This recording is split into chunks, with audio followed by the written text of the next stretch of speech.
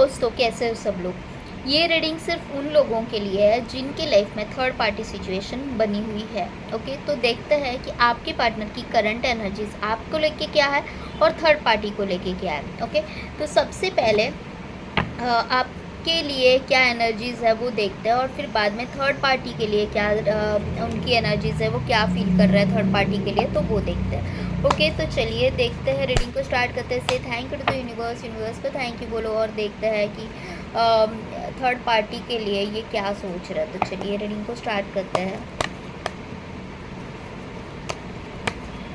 मेरे जो व्यूअर्स के पार्टनर है उनकी फीलिंग्स थर्ड पार्टी के लिए क्या है, थर्ड पार्टी के लिए वो क्या सोच रहे हैं।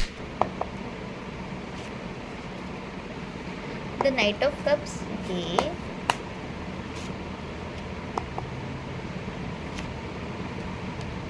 एंड ओके,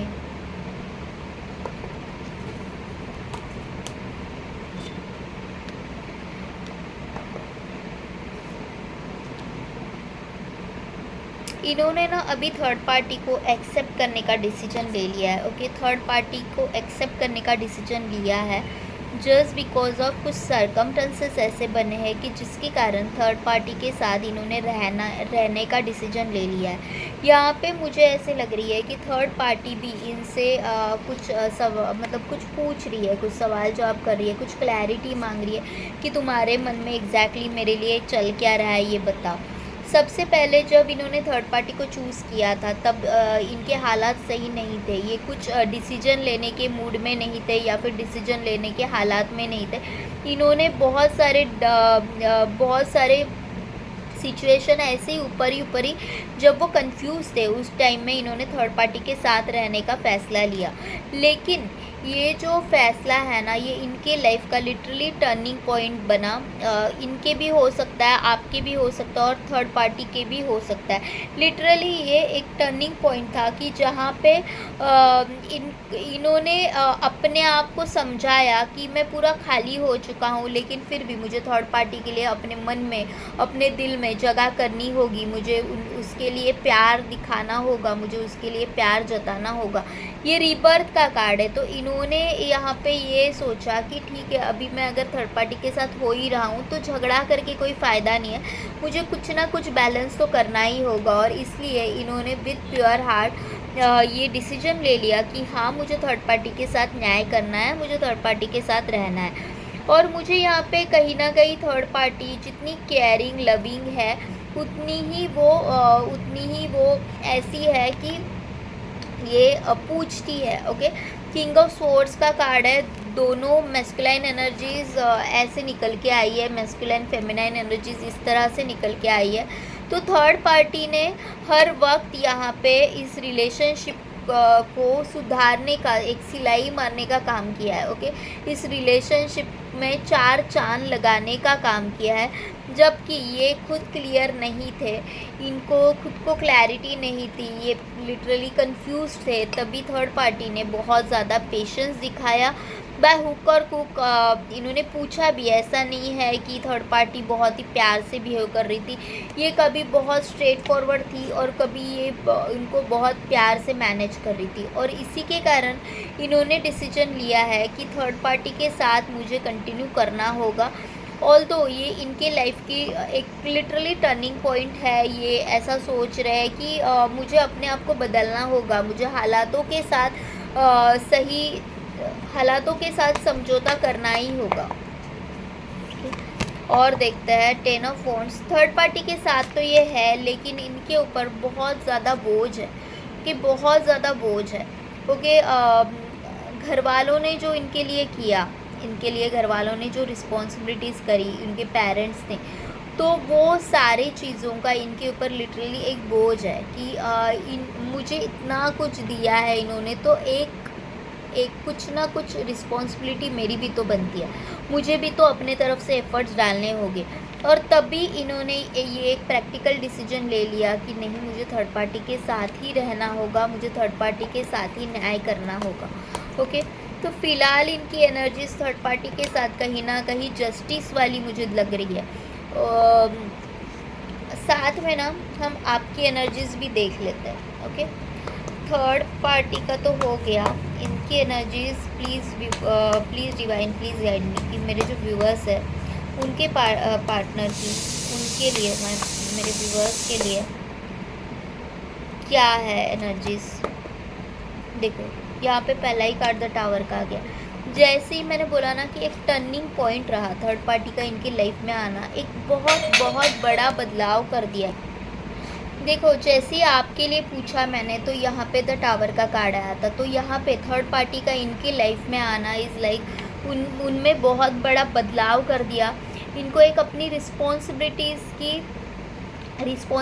पता चली कि मेरे फैमिली के प्रति मेरी भी कुछ रिस्पॉन्सिबिलिटीज़ है और मुझे वो निभानी होगी। मुझे मेरे फैमिली के लिए कुछ स्टैंड लेना होगा और इसी के कारण इन्होंने कहीं ना कहीं आपको अनदेखा कर दिया। द टावर, ये जो आपका रिश्ता अगर टूटा है ना, वो बहुत अचानक से टूटा है। ओके, बहुत अचानक से ऐसे हो गया कि थर्ड पार्टी इनके लाइफ में आई, क्योंकि थर्ड पार्टी को फैमिली ने चूज़ किया था और इनके लाइफ में जैसे ही थर्ड पार्टी आई तो ये आपके रिश्ते से ये निकल गया। 4 ऑफ पेंटिकल्स का कार्ड है। ओके, तो कुछ ना कुछ डिस्टर्बेंस आ रहे हैं। जैसे ही मैंने रीडिंग स्टार्ट किया है ना, पहले बेल बजी, फिर फ़ोन बजा, कुछ ना कुछ डिस्टर्बेंस आ रहा है। शायद ये रीडिंग ना हो, ऐसे कोई चाहता है, ऐसे मुझे क्यों लगा। 4 ऑफ पेंटिकल्स का कार्ड है। तो वो ना आपके प्रति बहुत पॉजिटिव है। ऑल्दो ये डिसीजन इनका था कि मुझे थर्ड पार्टी के साथ रहना है और आपके साथ नहीं रहना, ये डिसीजन इनका खुद का था, लेकिन कहीं ना कहीं मुझे ऐसे लग रहा है कि विद द 4 ऑफ पेंटिकल्स ये आपके लिए उतने ही पॉजिटिव भी है। ये आपको खुद से दूर नहीं जाने देना चाहते, लेकिन एट द सेम टाइम ये आपके पास भी नहीं आ रहा। ओके, आपके पैरों की बेड़ियाँ बन जाएंगे ये, और इन्होंने खुद भी अपने पैरों में बेड़ियाँ बांध लिया। ये खुद आपके पास जाएंगे नहीं, और आप जब भी किसी और के पास जाने का सोचेंगे तो मुझे नहीं लगता कि ये जाने देंगे। ओके, ये बहुत ऐसे है कि ये मेरी है। ओके, तो और देखते हैं कि क्या है।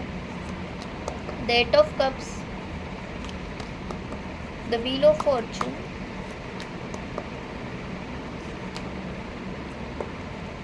देखो जो बॉन्ड है ना आपके साथ फील होता है ना, वो उनके साथ नहीं होता। यहाँ पे 10 ऑफ पेंटिकल्स का कार्ड है, यहाँ पे 6 ऑफ कप्स का कार्ड है। ओके, इन्होंने अपने घर वालों से आपके लिए बात करी। ओके, लेकिन जैसे ही इन्होंने बात की तब बहुत चीज़ें ख़राब हो गई और इनको लिटरली ऐसे मन किया कि मैं यहाँ से भाग जाऊँ, मैं कहीं ना कहीं दूर भाग जाऊँ। वो नहीं संभाल पाए सारी चीज़ें। इनको जस्टिस करना था आपके साथ। ओके, लेकिन ये नहीं संभाल पाए क्योंकि द्विधा इनकी ऐसी थी कि यहाँ पे भी इनको जस्टिस करना था और यहाँ पे भी ये कंफ्यूज थे कि मैं क्या करूँ। डिसीजन नहीं ले पा रहे थे और उसी चक्कर में इन्होंने थर्ड पार्टी को चूज़ किया, क्योंकि उस हालात वैसे थे कि ये कंफ्यूज थे और वो चाहते तो थे आपके साथ रहना, क्योंकि ये आपके लिए बहुत पॉजिटिव है। आपके साथ इनको जो बॉन्ड फील होता है ना, वो बहुत अलग लेवल का है। एक एकदम सच्चा दोस्त जो बोलता है ना कि तू मेरा जिगरी यार है, इस तरह का बॉन्ड इनको आपसे फील होता है। लेकिन जैसे ही थर्ड पार्टी आई तो आप दोनों के रिश्ते में बहुत ज़्यादा बदलाव आ गए। ये चाहते हैं कि ये रिश्ते में ये आगे जाए, आप दोनों का रिश्ता आगे जाए, लेकिन हालात अभी ऐसे बने हैं कि जो इनको अलाउ नहीं कर रहे हैं कि आपके साथ रिश्ते में आगे जाए, या फिर आप भी इनको अलाउ नहीं कर रहे हो कि आपके साथ ये रिश्ते में आगे जाए। और 2 कार्ड्स दोनों साइड से निकाल लेते हैं। देखो थर्ड पार्टी के साथ ये है, अभी भी इनकी हालात कंफ्यूज वाले ही है। ओके, घरौंदा तो बसा लिया है, लेकिन घरौंदे में कैसे रहेंगे इनको पता नहीं। ये लिटरली डिटैच हो गया थर्ड पार्टी से। थर्ड पार्टी के साथ रहना तो पड़ेगा इनको, लेकिन ये लिटरली डिटैच फील कर रहे हैं। ओके, थर्ड पार्टी के साथ रहना तो चाहते हैं, लेकिन डिटैचमेंट है। मुझे ऐसे नहीं लग रहा कि ये बहुत खुश है थर्ड पार्टी के साथ। ओके, कुछ ना कुछ रिस्पॉन्सिबिलिटी के चलते इन्होंने ये डिसीजन लिया। और आपके लिए भी 2 कार्ड्स निकाल लेते हैं, queen of pentacles and the 6 of wands. Okay, आप उनके लिए ना लिटरली विश फुलफिलमेंट हो। देखो दोनों साइड से 2 ऑफ सोर्ड्स का कार्ड आ गया। दोनों साइड से 2 ऑफ सोर्ड्स का कार्ड आ गया। यहाँ पे रिस्पॉन्सिबिलिटीज़ है, यहाँ पे अपना घर बसाना है और यहाँ पे भी आँखों पे पट्टी बंधी है। नहीं देख पा रहे कि नहीं, मुझे देखना नहीं है, मुझे सोचना नहीं है, मुझे कुछ नहीं करना, क्योंकि मैं अब इस रिश्ते में थर्ड पार्टी के साथ मैं आगे बढ़ चुका हूँ। अपने लाइफ में मैं थर्ड पार्टी के साथ आगे बढ़ चुका हूँ और मुझे थर्ड पार्टी को ही एक्सेप्ट करना पड़ेगा। ऐसे इनके हालात हैं। ये लिटरली ऐसे दिखा तो रहा है कि मैं घोड़े पे सवार हूँ और मतलब मैं खुश हूँ, इस शादी से मैं खुश हूँ। ओके, इनकी अभी अभी एंगेजमेंट हुई है, शादी हुई है या जो भी है, इनके लाइफ में कुछ ना कुछ ऐसे हुआ है कि सब इनके साथ है लेकिन ये खुद अपने साथ नहीं है। पूरा मतलब जोश लगा के पूरा ऐसा मतलब दिखा ऐसे रहे हैं कि मैं सच में खुश हूँ, लेकिन जो इनके नज़दीकी लोग हैं ना वो भी देख पा रहे हैं कि ये खुश नहीं है। ओके, ये खुश नहीं है।